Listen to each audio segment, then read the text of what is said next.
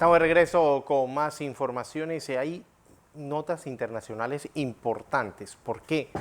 Las elecciones en nuestro país vecino, Colombia, este domingo, sin duda alguna, ingeniero y amigos oyentes y televidentes, la noticia del momento, esos archivos publicados por la BBC sobre las violaciones de los derechos humanos en China, que se da en medio de la representante de las Naciones Unidas en este país, a la señora Bachelet.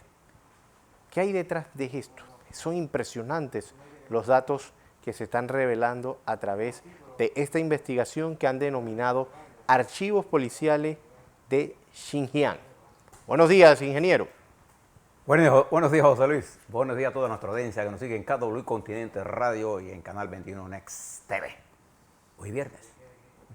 Y el cuerpo lo sabe que hoy es viernes, pero está lloviendo. Está lloviendo, amaneció lloviendo duro, las calles están mojadas, así que hay un tráfico, eso que no le gusta a mucha gente, a nadie le gusta ese tráfico. Así que cuando venga para Panamá, se mueva de las afueras hacia el centro, muévase con calma.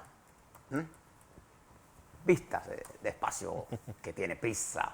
Además, viernes, cuando regrese, páselo en familia. Disfrute porque tenemos números no alentadores. La pandemia ahora se los doy. Pero antes que nada, José Luis, permíteme enviarle mi más cordial saludo y todo mi amor a mi nieta Ana Patricia Blandón, doctora, joven, que cumple 24 años hoy. Mira cómo pasa el tiempo. Ayer era una niña, hoy es una doctora. Un abrazo. No pude estar contigo ayer porque yo soy estricto en el cumplimiento de la burbuja familiar. Así que desde acá te mando mi amor y un beso. Te quiero siempre. También quiero enviarle un saludo muy afectuoso a los trabajadores, a los técnicos, trabajadores, ingenieros que trabajan en el Centro Nacional de Despacho. El cerebro del sistema eléctrico es el que ordena cuando una planta entra, cuando no entra, en fin, que no se determina cuándo está la falla. Este cumple 55 años. Este es el cerebro de nuestro sistema eléctrico que fue desarrollado en su plenitud bajo la administración. Comenzó bajo otra administración, pero fue en su plenitud bajo la dirección del general Omar Torrijos cuando se dio todas estas inversiones gigantescas en materia de hidráulica. Se creó el sistema de transmisión nacional que no existía y se potenció el desarrollo del Centro Nacional de Despacho que hoy maneja una carga de más de 2.030 megawatts de potencia diaria y más de 30 gigawatt hora de energía. A todos ellos, mi saludo cordial, bajo la dirección de Omar Torrijos y en el IRRE, bajo la dirección del arquitecto Edwin Fábrega y ese gran amigo, compañero de siempre, Ascanio Villalaz. También trabajamos juntos con ellos, un grupo importante. Recuerdo al ingeniero Barnes Garay, que ya no está con nosotros, Oidín Ortega, que trabajó en el IRRE, entre otras cosas. A mí me tocó trabajar también al principio en la dirección de finanzas y después bajo la dirección del IRRE. Al ingeniero Carlos Mosquera, que es la actual. Esta es una organización que trabaja dentro de TESA. Al ingeniero Carlos Mosquera, a través suyo envíele mis felicitaciones a su colectivo, a este colectivo de trabajo que hace tan importante labor en el día a día en Panamá. Ellos trabajan 24/7, Sí. No paran. Bien. Hoy tenemos muchas cosas que contarles. Es un viernes de esos en la que es difícil determinar qué noticia es la más importante que usted debe conocer para que usted se mantenga al día, que tenga impacto en nosotros y que es de necesidad que usted la tenga. Primero, voy a partir por decirles que en la BBC de Londres se publica hoy, se publica desde ayer, un informe sobre la República Popular China, que se trata de los archivos secretos de Xinjiang, de una área de China en donde habitan minorías étnicas como los uigures y las minorías túrquicas, con fotos, con miles de fotos, con documentos hackeados a la policía de esa región. La BBC publica, ellos tienen desde el inicio de año 22 estas informaciones y las fueron trabajando para hacerla pública ayer, en el momento que las representantes de Naciones Unidas de Derechos Humanos se encuentran en la República Popular China y hoy está a disposición de todo el mundo fotos de cómo se hace lo que llaman en China la reeducación, centros de educación, lo que son centros de detención, las torturas, reportajes, documentos que a lo largo de este periodo la BBC pudo ir manejando y contactando y contrastando con las realidades y lo hicieron público ayer. Vamos a ver y esperar la reacción de la República Popular China. Recuerde las palabras de Xi Jinping cuando llegó a Bachelet, que no quería arrogancias. Bueno, hoy esperaremos la respuesta de la República Popular China frente a este informe. Se los recomiendo que los lean para que usted vea cómo el hackeo se llevó casi todos los documentos de la policía china. Pregúntenle a Costa Rica lo que eso Sí, lo que le pasó. significa. Pero además de eso, queremos darle otra información más. Fíjese lo que pasó en Uvalde, ahí en Texas. El gobernador Greg Abbott, en su primera aparición, hace una relación de lo que ocurrió junto a autoridades de los Rangers de Texas y las autoridades encargadas de los problemas de seguridad en el estado de Texas. Una explicación que ahora no se ajusta a la realidad. El gobernador dijo en su primera intervención, Abbott, que se trataba de que él le preguntó abiertamente qué es responsable. Entonces dice él que las autoridades le dieron, es que hay un problema mental, gente desequilibrada. Y esto creó una situación y el informe que él dio es un informe que no se compagina ahora con la última información que estas propias autoridades brindan. Al principio dijeron, y la tesis fundamental del señor gobernador, es que se trata de desequilibrios mentales, que no tiene nada que ver con las armas. Eso es lo que dijo. Y que además de eso, la relación que dan de los hechos, y en la que se dijo al principio que habían entrado a discutir y a negociar con este muchacho asesino, que después fue abatido, resulta que ahora dicen que no hubo conversaciones, que no hubo nadie que llegó antes del tiroteo. Entonces hay una contradicción, lagunas, que lo que hacen es incentivar el debate de esto. En medio de la discusión de ayer, el candidato demócrata O'Rourke le increpó al gobernador que esa no es la forma del enfoque. Les doy algunos datos. Los Estados Unidos es un país que tiene 120 armas por cada 100 habitantes. O sea, más de una por cada habitante. Los Estados Unidos en este momento tienen cerca de 400 enfrentamientos en centros escolares. La tasa más alta de todo el planeta Tierra.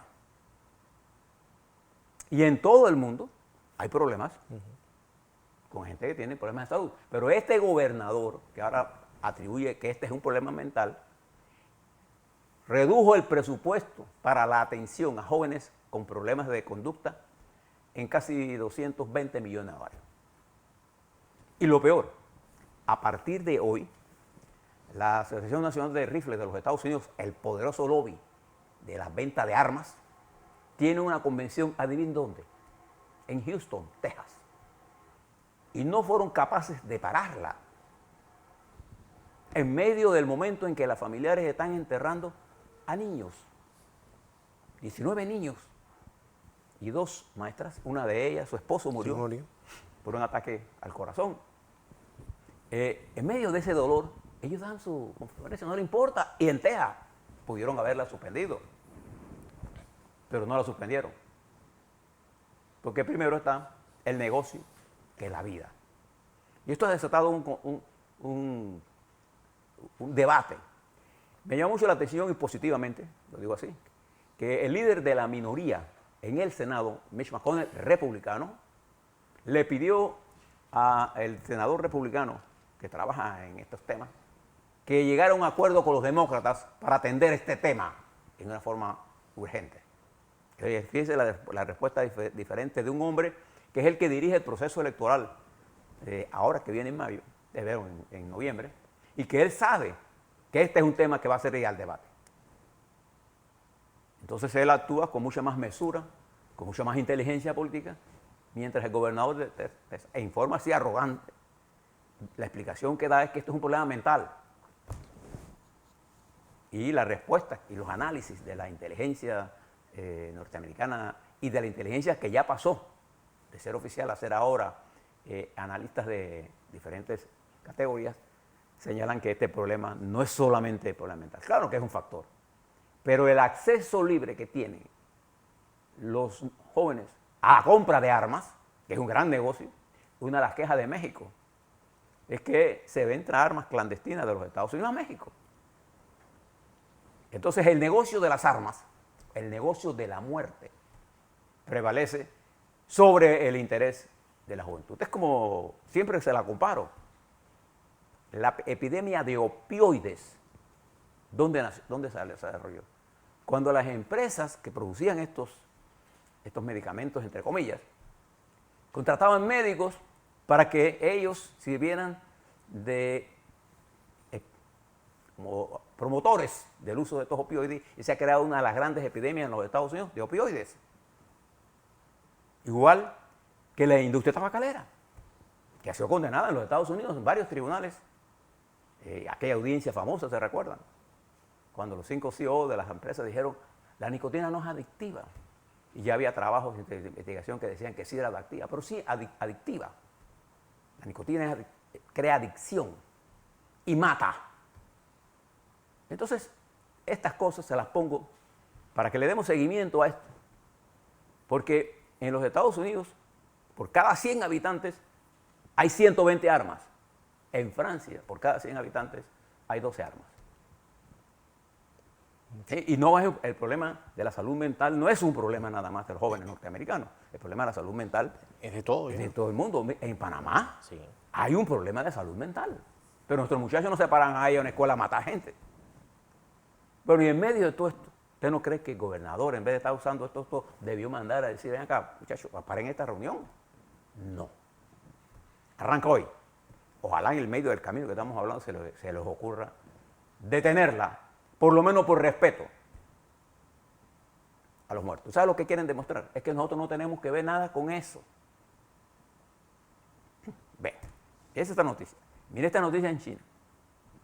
Ahora fíjese, le voy a dar rápidamente una noticia mientras le vamos a hablar, José Luis y yo, sobre lo que está pasando en Colombia. Pero fíjese algunas cosas que usted debe saber.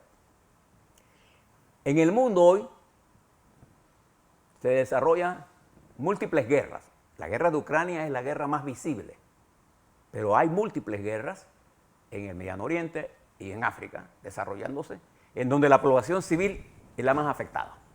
No se olvide la guerra de Yemen, no se olvide la guerra en Etiopía, en el medio de Asia, en el Congo. No se olvide de esos conflictos, las masacres que hace el ejército birmano o de Myanmar.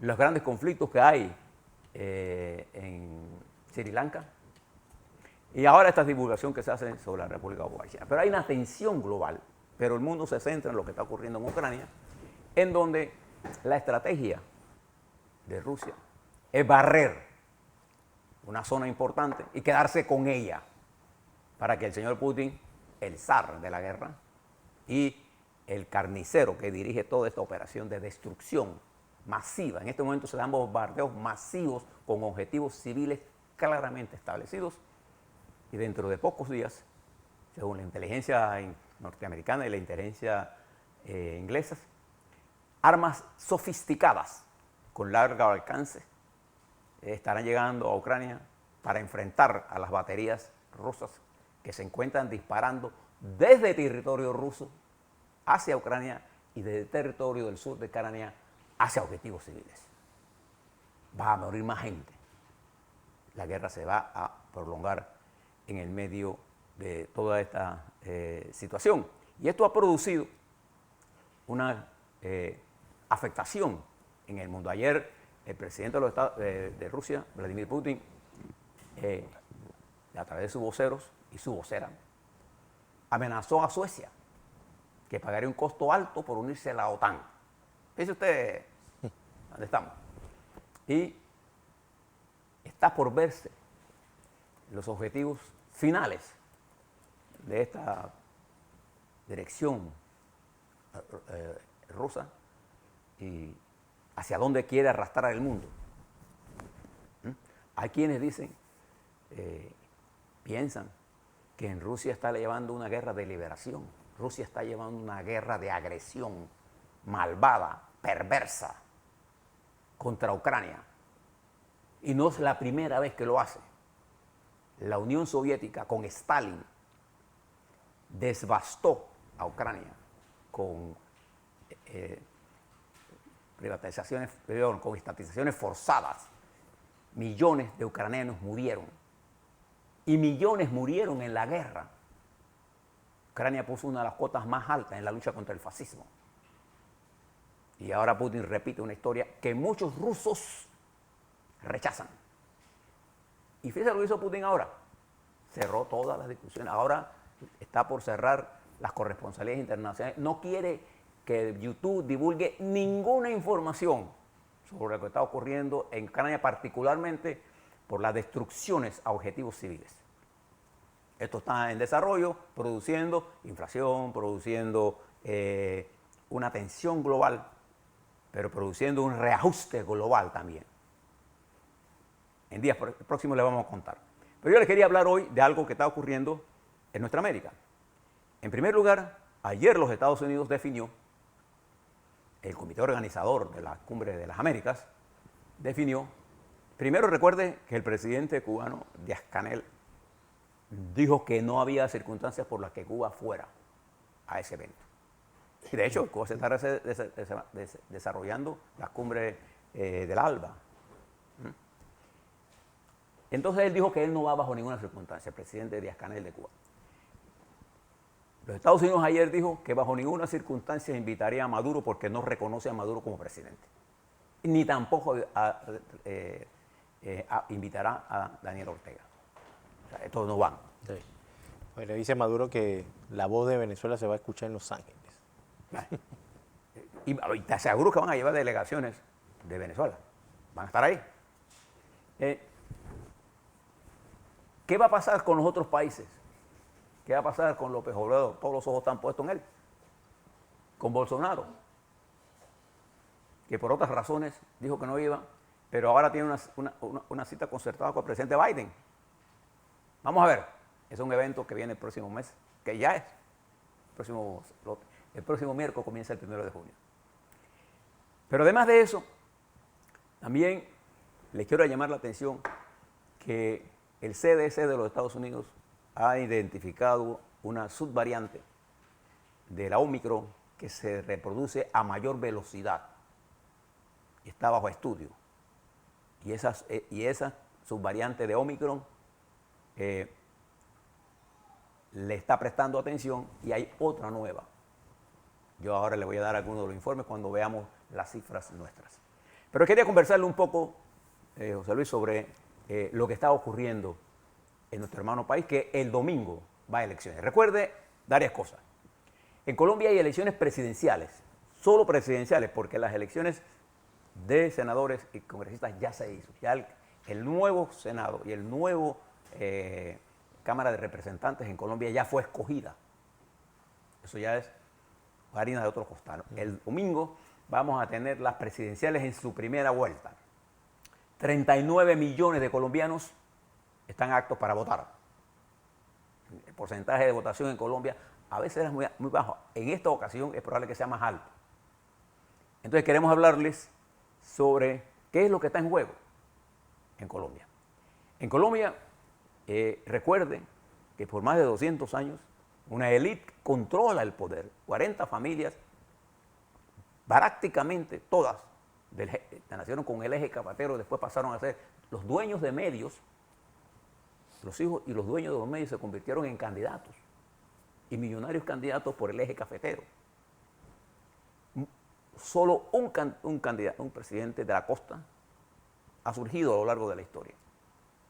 Y ni un afrocolombiano ha llegado a ningún puesto de jefatura de gobierno.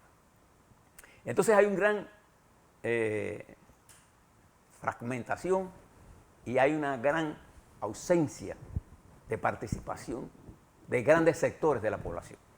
Y eso motivó una serie de movimientos contra Duque y del desgaste que tuvo el gobierno, la dirección política de Uribe, y todo el problema de la guerra, el narcotráfico, la violencia, el desplazamiento, que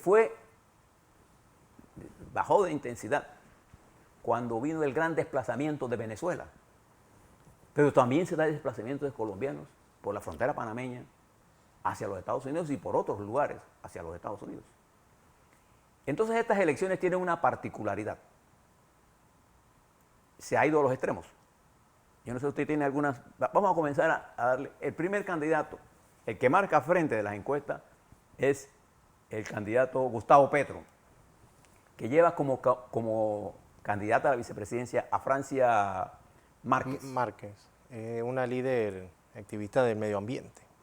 Y recuerde que Petro, además de todo, Petro fue alcalde de Bogotá, fue miembro de la guerrilla del M-19.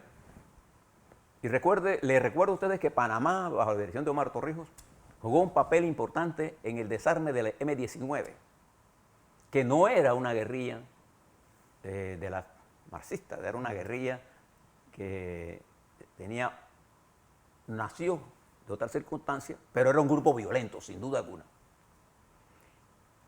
Gustavo Petro fue parte de ese proceso. Pero a lo largo de su vida ha ocupado puestos de elección popular y hoy llega a la presidencia proponiendo una economía más humana, una mayor participación, una mejor distribución, según él, del poder a otras, particularmente a las mujeres, y bajo una amplia gama social y una transformación de la economía hacia áreas más productivas.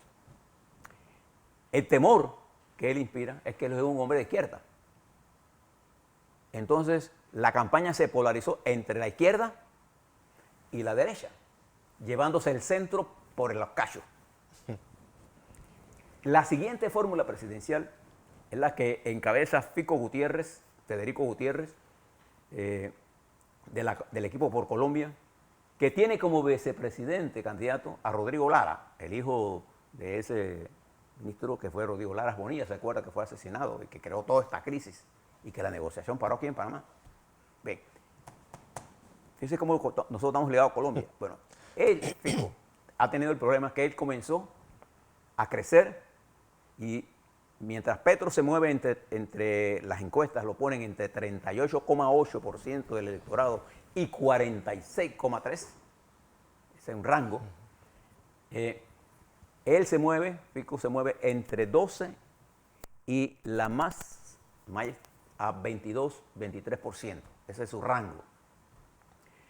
Y se ha estancado. Él representa a la derecha, pero él se quiere presentar como no un hombre de derecha, él es un ingeniero civil, especialista, estudió ciencias políticas, pero está siendo acusado por varios casos, un hombre de dinero, un millonario, y él dice que a cualquier persona que cometa corrupción hay que aplicarle la muerte política. Eso no existe en la Constitución colombiana, no existe tal cosa como la muerte política. Pero él sí le propone que sea juzgado y sea votado de su cargo de elección popular. Además propone una inclusión de las mujeres, de la sociedad. Él quiere alejarse de la derecha hacia el medio, pero su historia está en la derecha. Y a pesar que no le gusta que le hagan así, todo lo que está haciendo, ese popularismo es de derecha. Bien. Y entonces, el tercer candidato que ahora se mueve es otro ingeniero, que es el ingeniero Rodolfo Hernández, de 77 años, le dicen el ingeniero.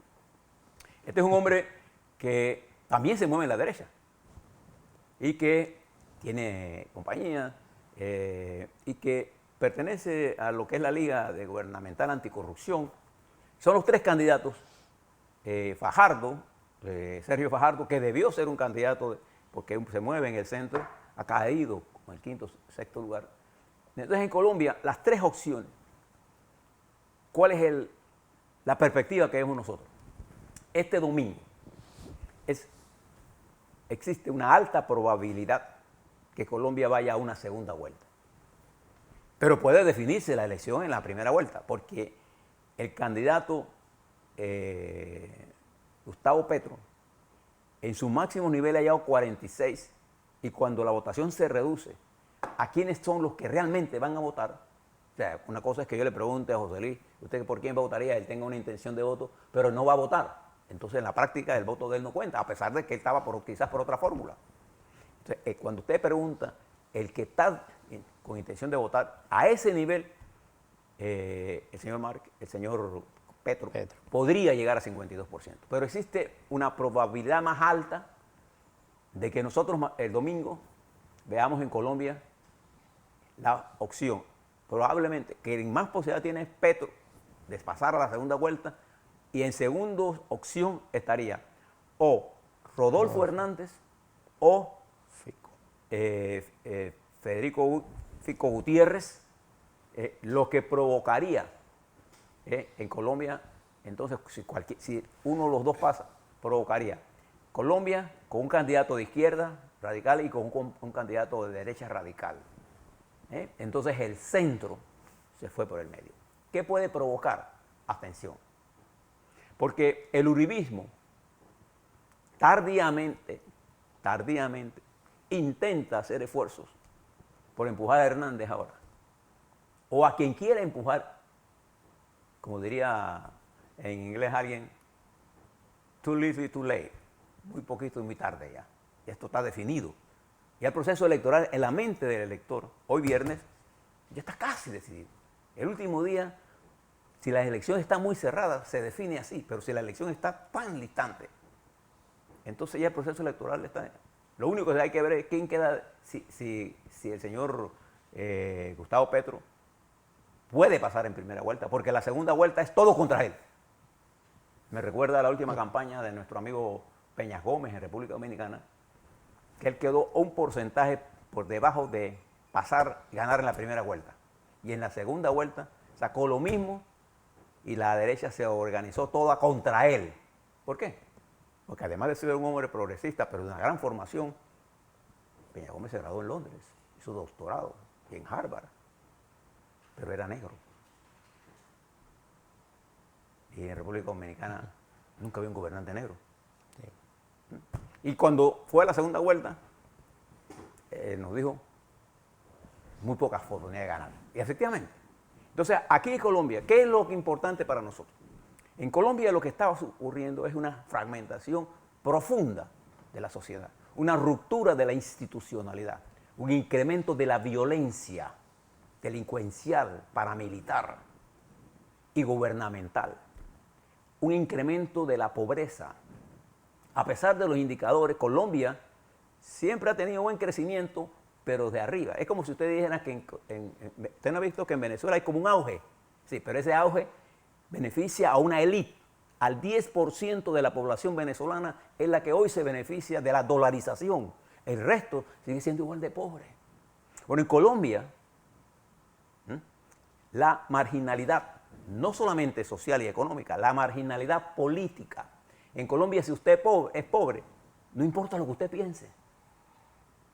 Lo que importa es lo que piensan los que tienen recursos. Y esa marginalidad ha producido esta polarización. Y esta polarización va a tener consecuencias políticas ya, porque el Senado y la Cámara que se eligió, en la que el Partido de Colombia, el Pacto Histórico, tiene mayoría relativa. Ninguna fracción controla ni el Senado ni la Cámara de Representantes. Por primera vez, las fuerzas de Petro tienen mayoría en ambas cámaras, mayoría relativa, pero nadie tiene mayoría suficiente para pasar un proceso de legislación si no es por negociación. Y entonces en esta polarización, Colombia va a quedar atrapada en una carrera muy parecida a la de Perú, entre una Fujimori odiada y un Castillo odiado por el marxismo. Y las élites de Lima y del Cusco perdieron el control y ahora quieren derrocar a Castillo, que llegó al poder sin saber gobernar. En Colombia, por lo menos, en el caso de Fajardo, que va de cuarto, quinto, él es matemático, tiene un doctorado. Petro es un hombre formado en Europa. El ingeniero Fico Gutiérrez es ingeniero civil, sí, estudió ciencias políticas. Y Petro está llevando en su fórmula a una mujer negra. A una activista militante, de una gran... Además, ella es una técnica agropecuaria, para que usted sepa, sí, vinculada y ha sido amenazada de muerte. Entonces, esta situación de Colombia es un laboratorio que nosotros los panameños debemos estudiar, porque si nosotros no actuamos con cautela, vamos a caer en esa vorágine de la debilidad institucional y de la fracturación social. Y eso produce nada más que anarquía. Lo que ustedes vieron ayer en la presidencia. Alguien que negocia y después dice, no, yo no voy a firmar.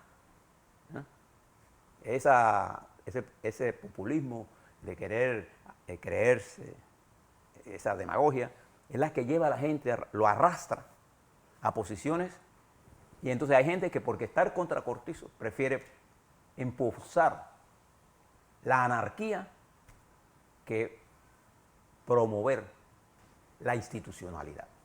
A la vuelta le voy a hablar de eso, por eso vamos a seguir en nuestra línea de información sobre lo que está ocurriendo. Este es el último día, José Luis, sí, de las audiencias que se le sigue a los 15 diputados. Yo quiero que ustedes conozcan quiénes son los miembros del Tribunal de Honor y Disciplina de Cambio Democrático que deben decidirse. Le vamos a dar los nombres de los principales y suplentes, ahora cuando da la vuelta, para que ustedes sepan, y quiénes son los que entran en este proceso y algunas observaciones generales. Para esos miembros del Tribunal de Honor y Disciplina de Cambio Democrático y también para el Tribunal Electoral, que debe comprender dónde estamos, y para ustedes los medios también, y para usted, para que usted le dé seguimiento con hechos a lo que está ocurriendo.